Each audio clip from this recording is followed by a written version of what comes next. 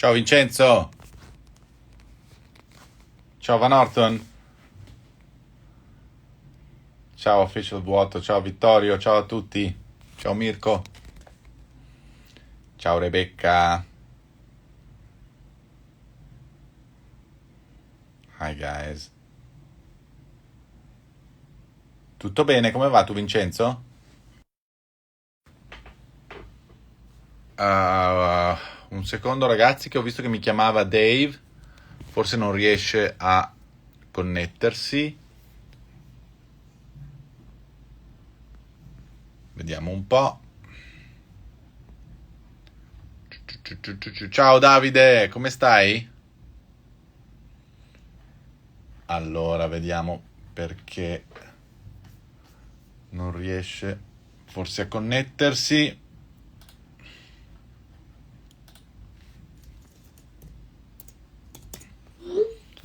Vediamo se per caso lo vedo. Mhm. Non lo vedo.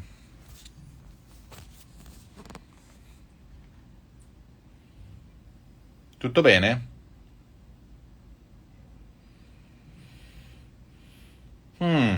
Non vedo Pensado. I can't find a live. Uh, Vediamo se glielo scrivo. Appoggio questo un secondo. Facciamo pubblicità a Amber.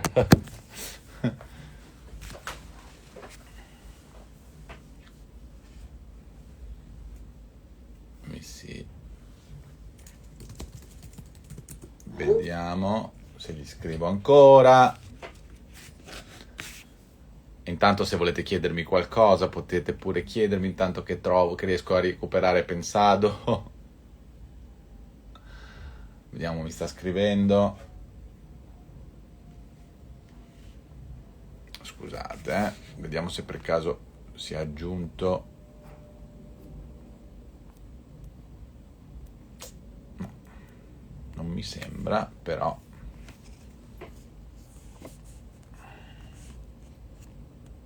Ah, lo vedo, Dave.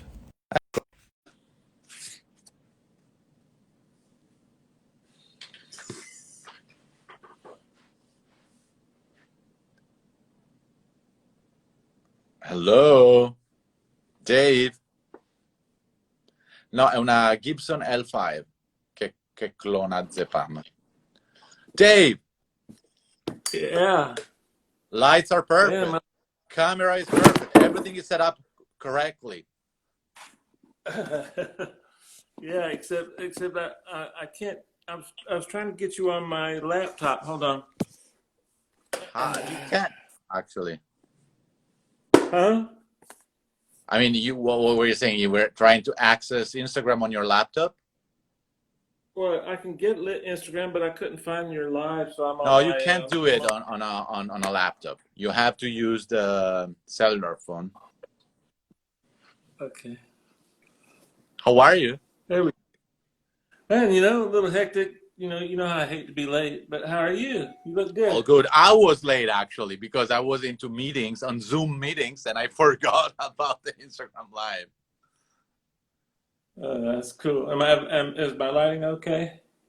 Am I too Your dark? lighting is perfect. I see the typical purple fringing on the on the back. So, how's been like life in this last couple of weeks? A lot better. A lot Mhm. better. Um, um, Mid March and April were pretty tough for me, and um, May was good. I'm able to focus now like I used to, and that was the hardest part about coming through a quarantine was being able to focus. I'd be working, and then 10 minutes later, my mind is drifting off to somewhere else. And it's Yeah. torture. It was torture. Uh, I actually lost a couple of clients because of that, but I'm back now to my normal Whatever it was that's normal for me and you, I don't know if that's really normal, but at least I'm back to the way I was. So I'm happy, happy, Normal happy. normal is living in a cave with LED lighting, probably colored, typically colored LED lighting, and playing loud music for 12 hours a day. Probably that's normal, without any kind of Yeah, social interaction. yeah. I agree with that. Man, your place is looking good, looking real good. It's I'm getting better. jealous. I love the new cloud that Pro Audio Lay put in. I love it. It gives to this room a little bit more of the like studio feeling, in some way. So Yeah, yeah. How would you describe the improvement? Was your yeah, monitoring sounded better? thank you for this question, because I never realized how much of a difference a cloud can do, especially in an untreated room.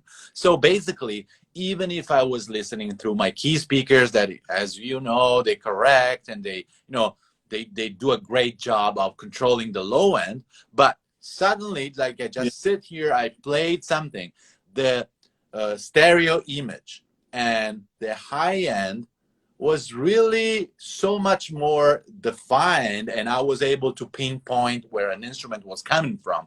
And that was only the cloud, because literally a couple of hours before, I was listening, I was mixing without the cloud. So it's the first time in my life I was able to really pinpoint what a cloud does. And in my case, it was probably, the high end was bouncing off the ceiling and then probably back in my place.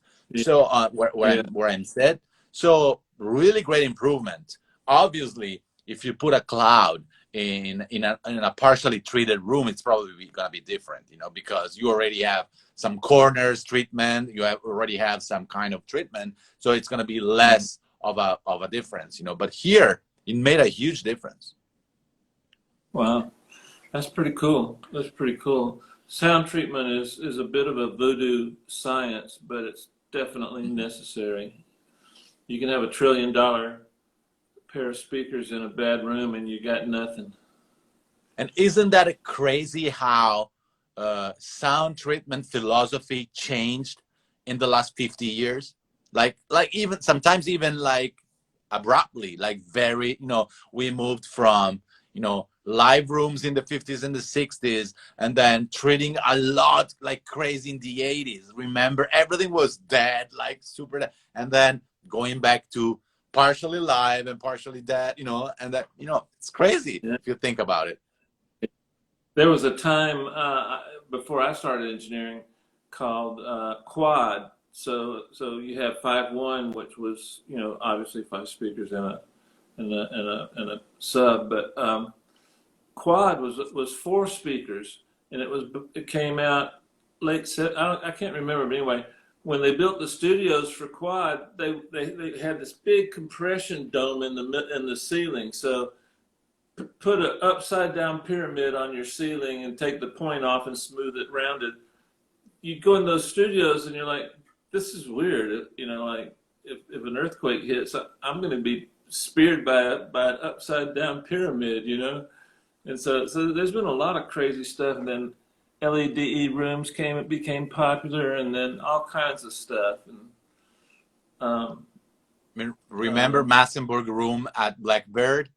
I mean, it's I do. cool, but it's also scary in a way. I'm actually got some great mixes out of that room. The room really sounded good, but Yeah. it had so much wood treatment on the walls, if you haven't looked it up, that sometimes you get disoriented and get a little bit of like, ugh. And so Dizzy. they had a nail in the floor, and when you got a little like, ugh, you look down at the nail and it would focus you, and then you can keep mixing. But that's one of my favorite rooms I've ever worked in. Yeah. George is George is a brilliant man. His Earth, Wind, and Fire mixes are as good as it gets. His Mhm. new MDW6, highly recommend it. Yeah. Uh, yes, the father of parametric EQ. Yeah. 100%. So today, He's a, as we discussed yesterday, I wanted to go very quickly, but through some of the crazy turns that your life, took since when you started in some way approaching to Hmm. music, and Yeah. in your, yeah, I mean, I don't know everything about your life, but I know, a lot of stuff because, staying together for We what, talk a lot. 3 years at I Fat talk a Factory, lot. we You listen. talked a lot. What? Yeah. I said I talk a So lot. You listen a lot. Yeah. yeah, I mean, I don't think a lot of people knows about, let's say, your musicianship first of all. So you were a great guitar player, and as you still now, you sometimes you show me like on your acoustic guitar or on your electric guitar some licks, and obviously, you're not as Yeah. trained as you were when you were in your 20s and 30s. But can you tell me a little bit more about that period that we were playing? Well, yeah. Well, to start off with, I grew up in a very musical house. My father was more of a scientist, but he always walked around the house singing Mario Lanza and a lot of the Italian crooners. And mom was a gifted musician, gifted guitar player from a very young age. And so my mother's named after the opera Aida, and that's how musical my family was. But I don't know why, Michele, but around 5 or 6 years old, um, I heard a Jimmy Reed song, an old blues guy, and the song was called Big Boss Man, and then another song called Bright Lights, Big City. And those two songs influenced a generation after me. Yeah, after me.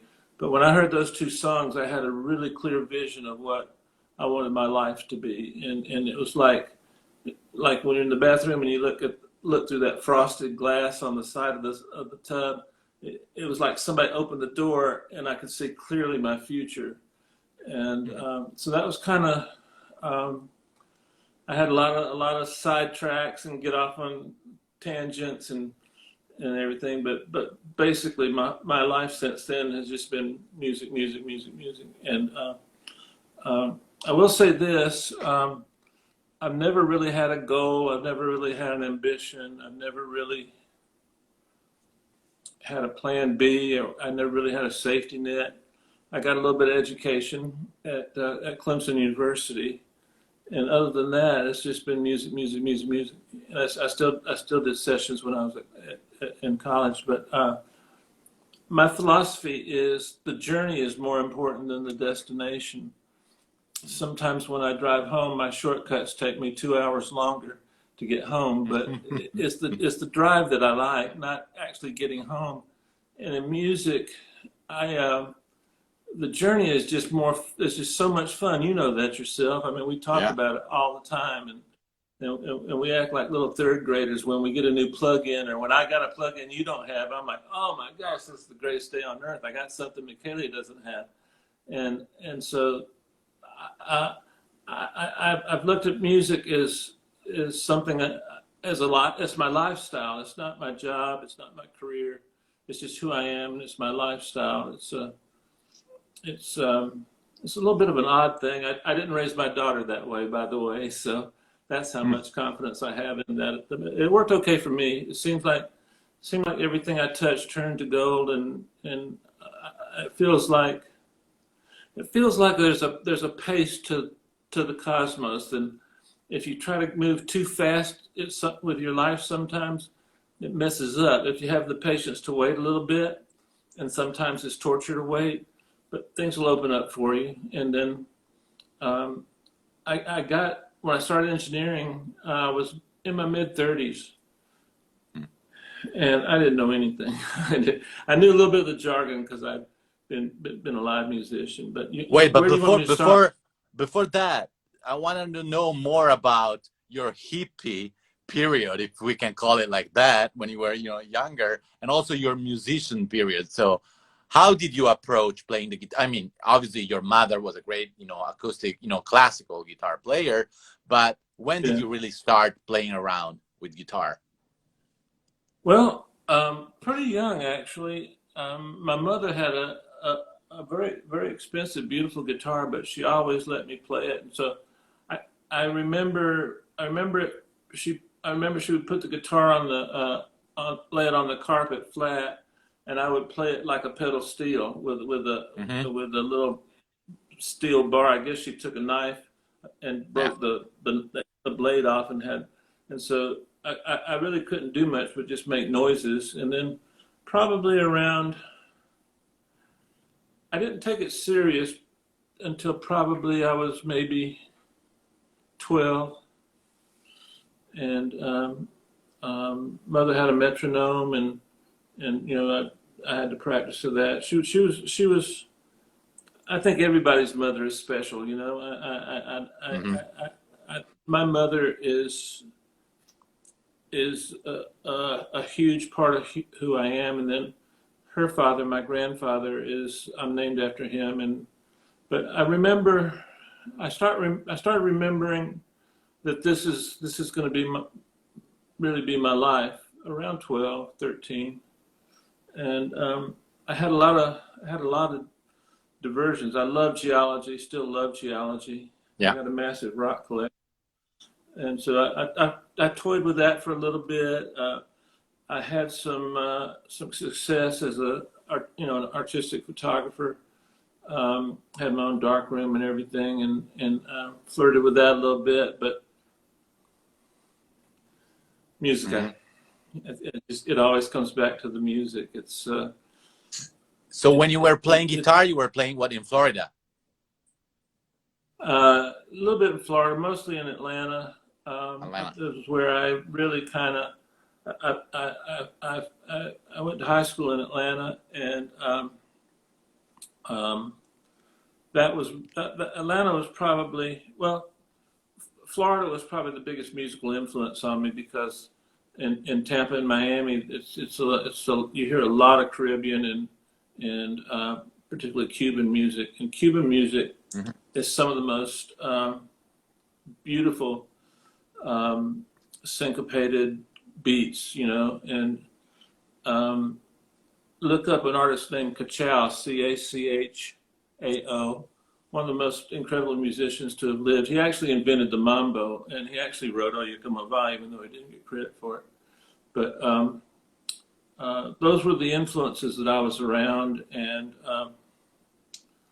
um, I still to this day put a little bit of Cuba in everything I do. That feel and that rhythm, as a child, just it was really impactful. And then another contribution was I was really really really really aware of Muscle Shoals, the Swampers, Yeah. Fame Studios, and that feel um, is a big part of my career. I It might seem odd to go from a guitar player to a mix engineer, but I always looked at it from a young age, not so much as being a musician, but as I wanted to be a part of the record making process. And I thought that was going to be as a guitar player, but I was a little happier with it being an engineer. And then I didn't know the different divisions like mix engineering and mastering and tracking and So, vocal. I Dave, didn't would you know. say part of your huge success is also because you didn't know?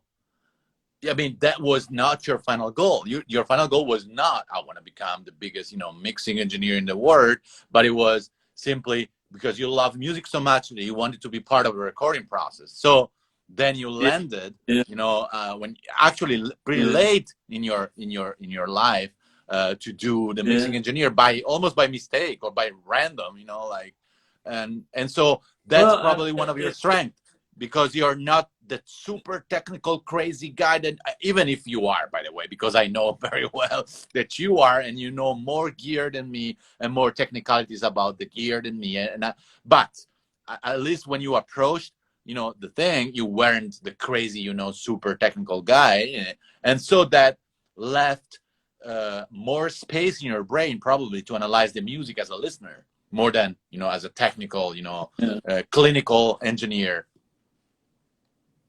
Well, my dad was very technical, and we actually built a lot of our own electronic stuff at his electronics workbench.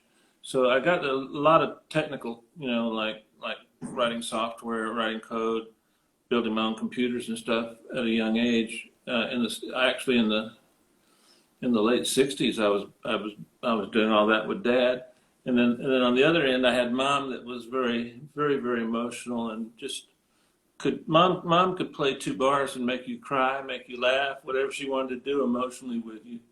And so growing up in that environment was a blessing, you know. I mean, I if I had not succeeded, I would have been recognized as a human that wasted the most all the opportunities he was given in life ever in the history of mankind. But it wasn't without negative things, you know, because there was a psychological struggle between me and science and me and music, and to this day I still struggle with a lot of that. Um, because you want to please both your mom and dad growing up, and a compliment from my father was a very expensive thing to get. It was real hard to get, you know.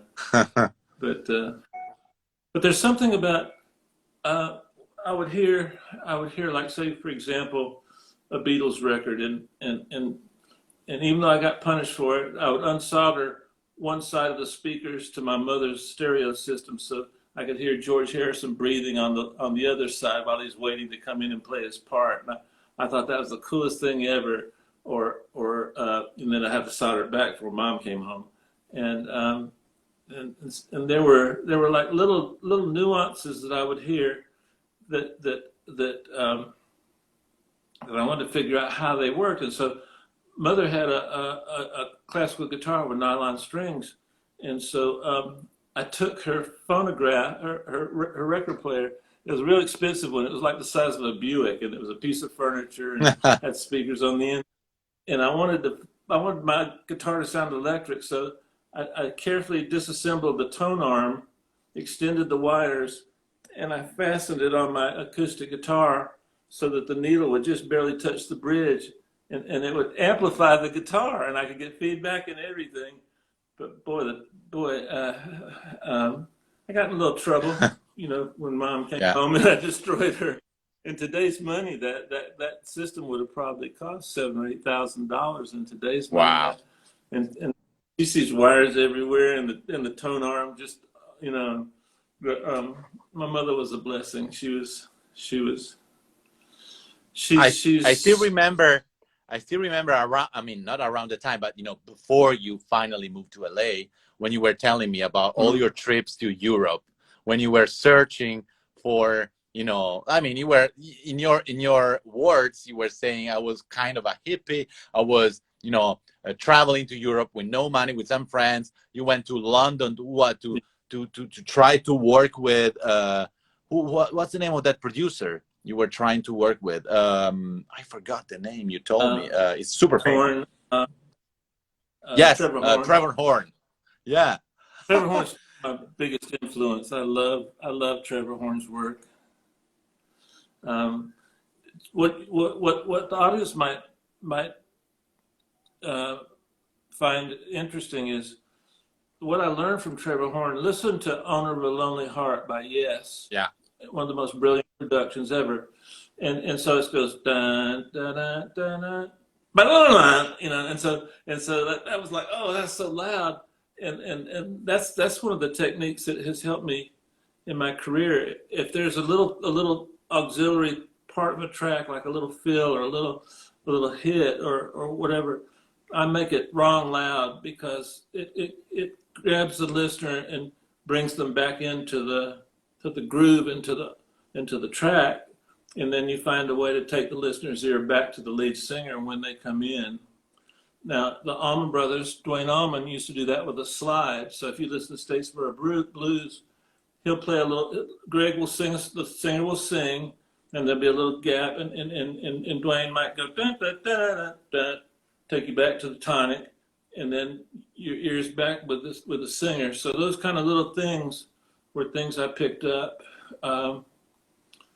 from Trevor Horn. And brilliant man.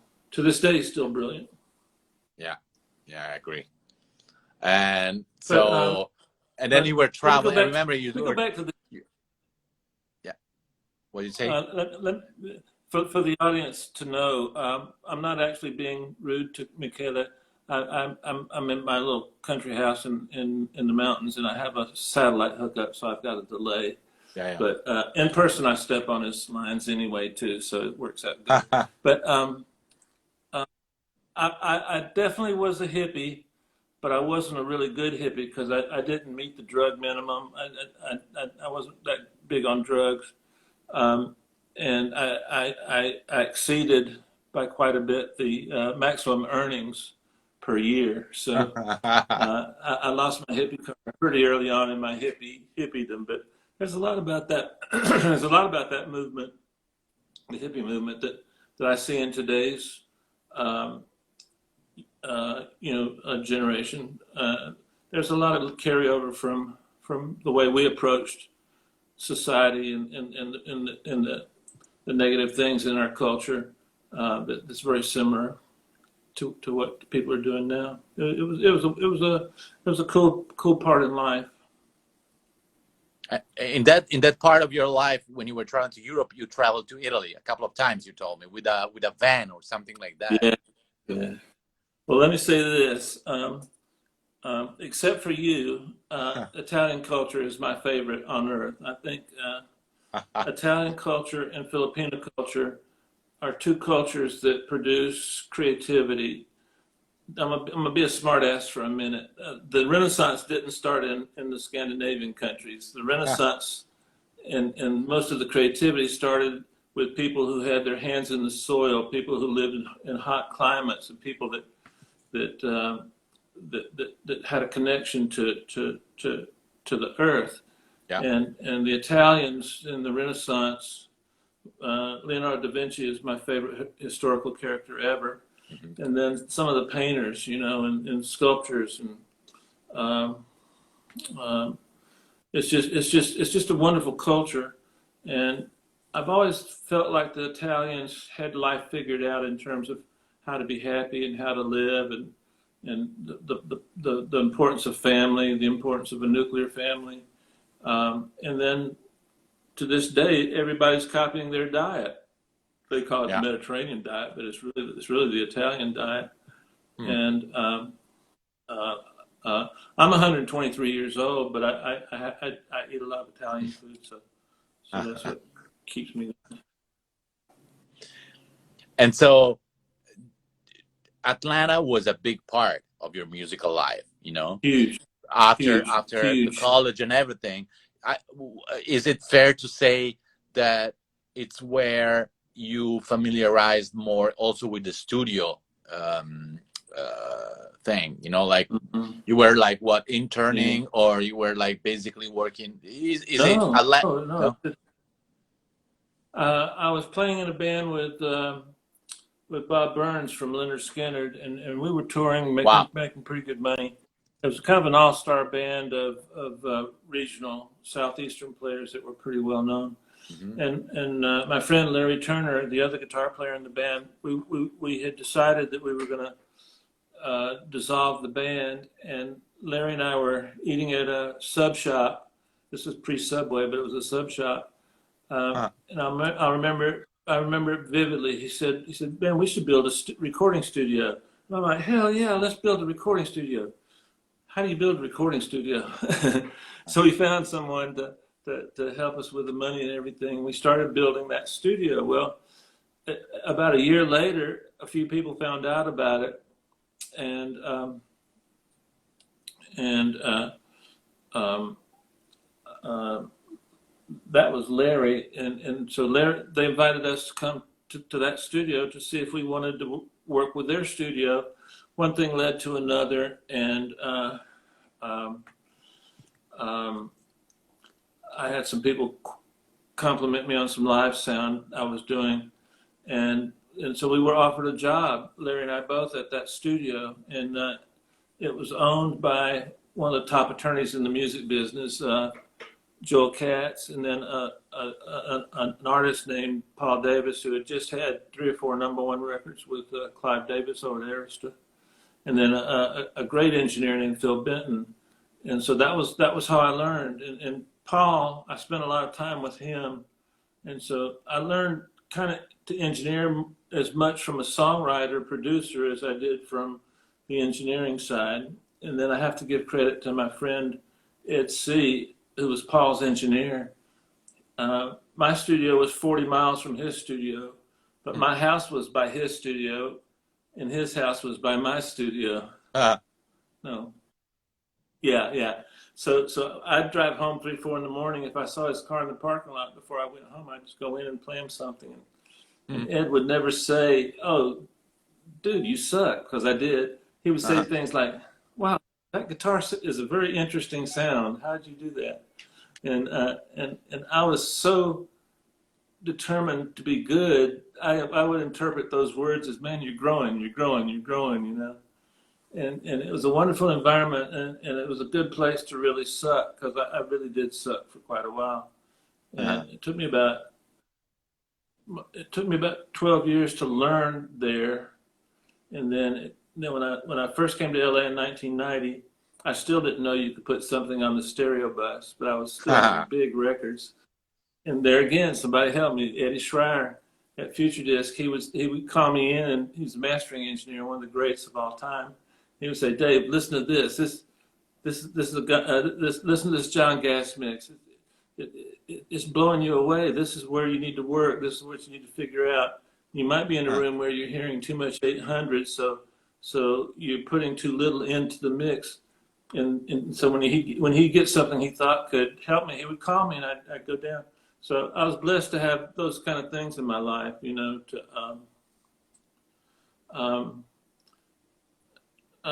Quincy Jones said, he said, if you want to get something in life, you have to first open your hand to receive it. And in opening your hand, you give something, and so you get by giving. yeah. And he also said you have to always leave a little room in the studio for God to walk in. And at a very early part of my career, those two things stuck with me really, really, really good. That's why there's always Can I turn?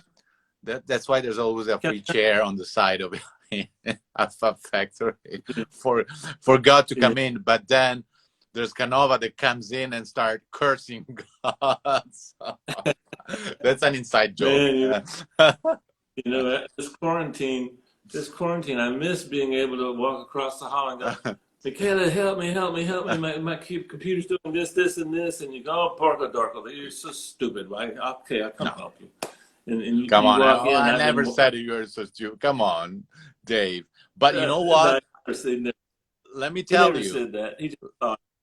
Let me tell you this this characteristic of me. So yesterday, Lost Boy, which you know very well, you know, the songwriter and artist, just called me because he was in a like panic mode because his Pro Tools was not working anymore. He never updated the Avid link, whatever. So basically, I solved the problem just by a FaceTime call, and he was desperate. He had to deliver a master of a song that he, you know, wrote like a couple of years ago, and everyone was in love, and he wasn't able to access Pro Tools.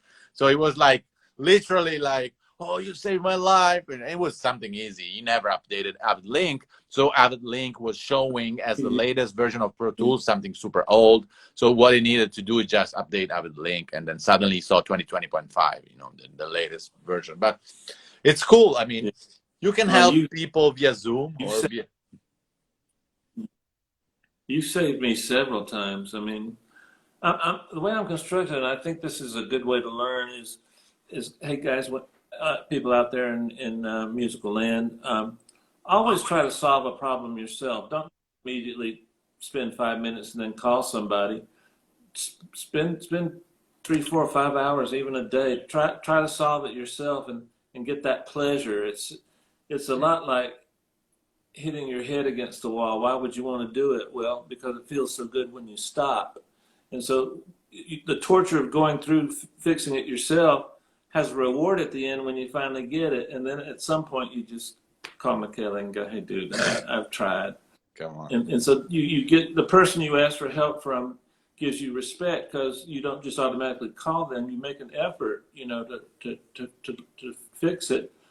But you'd be surprised how many things you can fix when you calm down, smooth out a little bit, relax, exhale, and just approach the project, the problem, and kind of Yeah. deconstruct the problem and look for to eliminate certain things and look for ways to focus on certain things. And it's a process, and you get better at it. I promise you, you really do. 100%. But Let me McKenna, read a couple of questions that I saw like popping up because it's cool to just get some opinions and some like questions. So Vincenzo Noyes is asking, is there anything in particular that you miss about not being in the studio, unfortunately? well, that's a two-part answer for me. I miss not being in a major studio. In Larrabee, I was there for 22 years, and that's a long time. And I miss that every day because I was blessed. They washed my car and detailed it every week. They took my laundry, had it done, and brought it back. I had unlimited food budgets. Jason, Joshua, and I were in Ariel Showbaz. We were eating $300 worth of sushi a day, and I do miss being the king or queen bee and everybody buzzing around me. It's like you felt important and you felt like, wow, I'm good at this. This all these trappings are because I'm good. So I miss that, and then my studio at Fab Factory is my favorite studio, and I miss the interplay between you and Jason LaRocca and Sean and Jaime and Nico and Jackson, Raphael, Leandro, and we always had a tight knit group there, and we all helped each other, and we all were fans of each other, respectful of each other, and made fun of each other, and it was a very creative atmosphere that I need. I'm a natural born introvert, but I don't like being one. So it allowed me to have interactions with the people there, and my monitoring was as good as you can get for me. It suited me 100%. So I miss a lot of that, but a few months ago we discovered this, and Yeah. a little bit of FaceTime, a little bit of Zooming, and then I started understanding. I started having clarity about how I felt the future would be for me, because I thought, man, I might have to just stop mixing. If I can't go see people and go have clients and all that kind of stuff.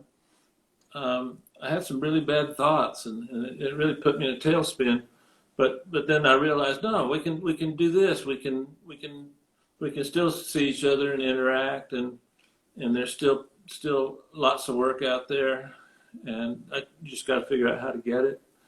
So yeah. There's another question by Speedy Jenkins asking you, are you and Jason going to do seminars in the States, like the MWTW seminar, like mixing with the master seminars? Well, Jason and I love Jason. He's like my older brother, and I mean that literally. He's way more mature than I am. It's hard to predict what Jason and I are going to do, because we both have a need to share a lot of what we've learned along the way, and that need is mostly healthy. There's a little bit of times when I do it just to show off, but mostly I'm trying to share things that I thought I could save you time learning yourself. And Jason's the same way. He just over the last year, he's pretty much shown the world every single thing he does, and he gave it all away. I mean, presets, every minor detail. So I wouldn't be surprised if we do something on a bigger level pretty soon. The Mix with the Masters that we did was something very One of a important in my kind. life. Let me tell you, one of a kind. It was so cool. Thank you, thank you. Uh, but that was all Jason's idea. He put it together with Timbaland and myself, and um, I don't I don't I don't think I've had that much fun since the pigs ate my little brother. That is great. Dave, I'm gonna let you go. I know that you have another like Zoom call, whatever, it's like a business call very soon. I thank you always like so much for your time. I enjoyed like listening more to your life, to some Oh, things that I already knew, but other stuff that I didn't know. So hopefully we're gonna well, do this another time, maybe next week or in a couple of weeks, and we continue our journey through like yeah, Instagram Live and yeah, the audio, industry basically. yeah. Well, let me end by saying this, Michaela. Yeah, You're a true friend. I can always count on you. You've been a blessing in my life, and um, the only way I can express how much I love you is I'll see you later, Porco Dorco. exactly. Peace. I knew it. Bye. Thank you, Dave. Bye bye. Guys, thank you, Dave. It was such an honor to get you back in my Instagram live. Hope to see you very soon in 1 week or a couple of weeks. And guys, I'll see you all on Friday for some Pinaxa interviewing. Avremo un'intervista ancora con Pino in cui parleremo delle novità delle ultime settimane e un Q&A anche con Pino per chiedergli delle cose di mixaggio e cose varie. Perciò i ragazzi ci vediamo venerdì con Instagram Live alla solita ora. Ciao, a presto. Thank you, Dave, again.